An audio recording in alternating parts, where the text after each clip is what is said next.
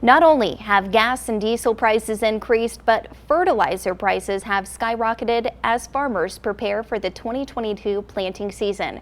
As News 18 previously reported, U.S. farmers were already dealing with a fertilizer shortage and higher prices last year due to supply chain issues. But now, fertilizer prices have increased even more, and it goes hand in hand with the rise in fuel cost. It impacts us a lot. Increased fertilizer prices. They're up dramatically from where we had been. And now increased diesel prices are two things Tippecanoe County farmer Kevin Underwood says are weighing heavy on farmers' minds. Those are the two biggies that we're really seeing the pinch in terms of what we're going to have in terms of the cost to put a crop in the field. Bob White with Indiana Farm Bureau says he's seen fertilizer prices increase anywhere from 300 to 500%. The fertilizer price has gone up incrementally since probably about mid last summer, where we saw some supply chain problems and demand in other parts of the world peaked up. And now with Russia's invasion of Ukraine, and the price has also gone up again. White says that's because nobody is moving anything. The ports are closed in Ukraine, so there's nothing going in, nothing coming out. And right now, the U.S. is seeing increased demand for gas, which has shot the prices up. Crude oil's at a 13-year high. It's running close to $120 a barrel.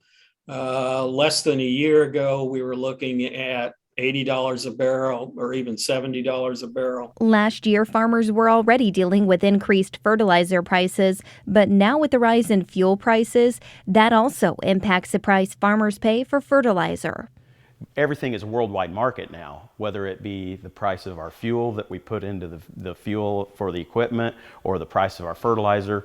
All of those are basically priced at a world market, not just what we would get it for or could get it for here at a local level. With the increased prices, farmers like Underwood are facing some tough challenges as they prepare for spring planting. So the combination of transportation costs and then the fuel that we're going to need in order to be able to apply fertilizer or any sort of herbicides, and then obviously prepare the fields and plant, all those are going to have to go into the equation for how much it's going to cost to put a crop in the field. While farmers already have their fertilizer purchased or spoken for the upcoming growing season, farmers always have to plan ahead. The big concern I think a lot of us are concerned with is then what's 2023 potentially going to be looking like, because the supply was tight enough going into this growing season that we're in or getting ready to go into.